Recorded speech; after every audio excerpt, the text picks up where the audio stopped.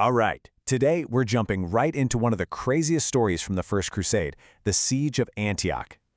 This is a story that has it all. I mean, we're talking desperation, betrayal, and a victory that, by all accounts, should have been completely impossible.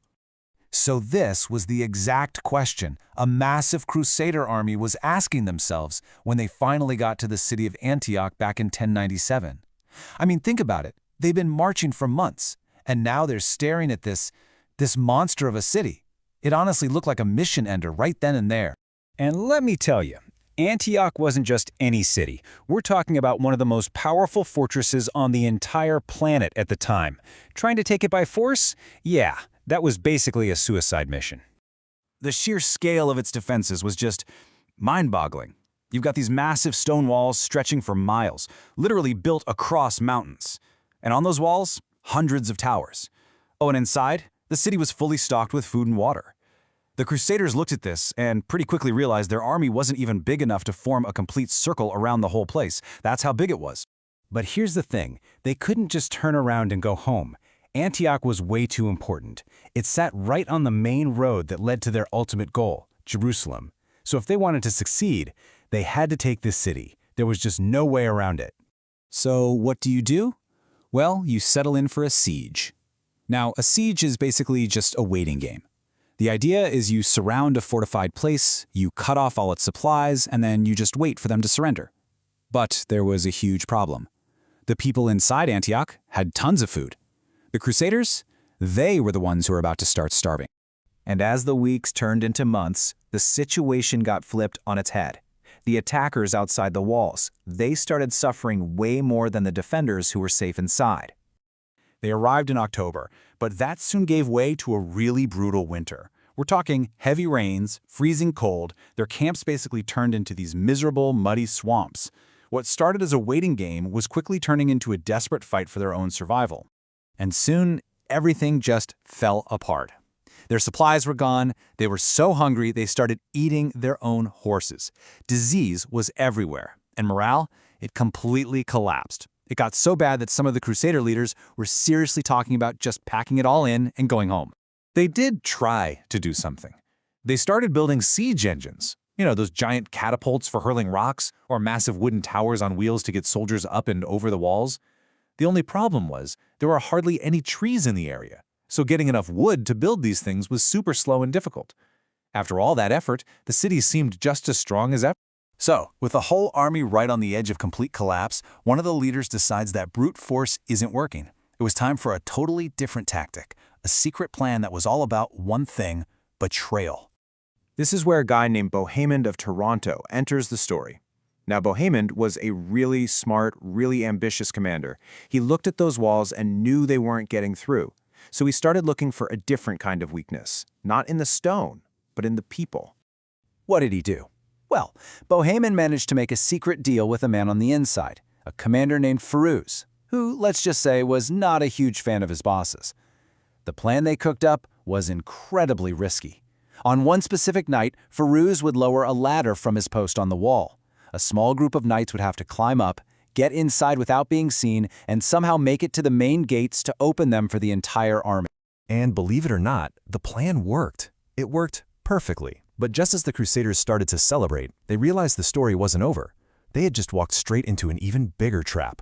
So on June 3rd, 1098, after 8 long, miserable months of waiting, the Crusaders finally poured into the city. The defenders were totally caught by surprise. There was a huge, chaotic battle in the streets. But in the end, Antioch fell. You can imagine, it was this moment of just unbelievable triumph.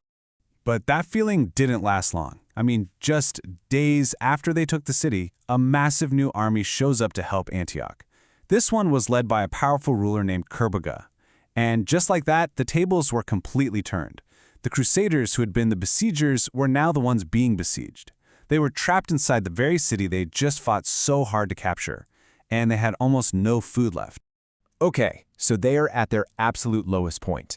Trapped, starving, it looks like it's all over. And then, something happens that changes everything. But to get it, we need to quickly talk about what a relic is. Basically, a relic is an object from the past, usually connected to a holy person, that people believe holds a special power or a direct connection to God. A monk named Peter Bartholomew comes forward and says he's been having visions. And in these visions, he was told that the Holy Lance, yeah, the actual spear that supposedly pierced Jesus' side at the crucifixion, was buried under a church right there in Antioch. So they start digging, and they find a piece of metal.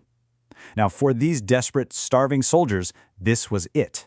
This was a miracle. It was a sign from God that they hadn't been abandoned.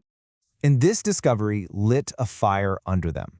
Filled with this powerful new sense of purpose and belief, the Crusaders decide to do something that sounds completely insane. They're going to march out of the city and attack the massive army waiting for them. Let's just look at the matchup here, because it's wild. You've got the Crusaders. They're outnumbered, they're starving, they're exhausted. Then you have Kerbagah's army. They're huge, they're well-fed, they're ready to fight. But the Crusaders had one thing Kerbagah's army didn't. They were totally unified by this incredible belief. Kerbagah's forces, on the other hand, were a bunch of different groups led by commanders who didn't really trust each other, and that's a huge weakness. So on June 28th, the gates of Antioch swing open. Out marches this almost skeletal army of Crusaders, but they're in perfect, disciplined formation. And right at the front, they're carrying the Holy Lance. Can you just imagine what a sight that must have been for the army waiting outside? And what happens next is something that just defies all military logic. The Crusaders charge, and they charge with this ferocious intensity that completely shocks their opponents. Seeing this starving, desperate, but totally unified army coming right at them just caused a wave of panic to spread through Kerbagah's army. His commanders couldn't get their act together, they didn't coordinate, and the whole massive force just broke apart and ran. And that was it. The impossible victory was real. The Crusaders were now the masters of Antioch, and the entire First Crusade had just been saved from certain destruction. And a victory like this, well, it's going to have a pretty lasting legacy. So why did this siege matter so much? Well, for one, it was a huge turning point. If they hadn't taken Antioch, the First Crusade would have just ended right there. It also led to the creation of a new Crusader state, with our old friend Bohemond in charge. But maybe the biggest thing is the lesson it taught everyone, that even the strongest fortress in the world can fall to a clever plan. And it proved that a giant army that's divided is no match for a smaller one that's fighting together for something they believe in.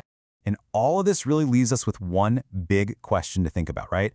The whole story of Antioch is this incredible clash between pure numbers and strength on one side and sheer belief and desperation on the other. It really makes you wonder, when everything seems lost, what's actually more powerful?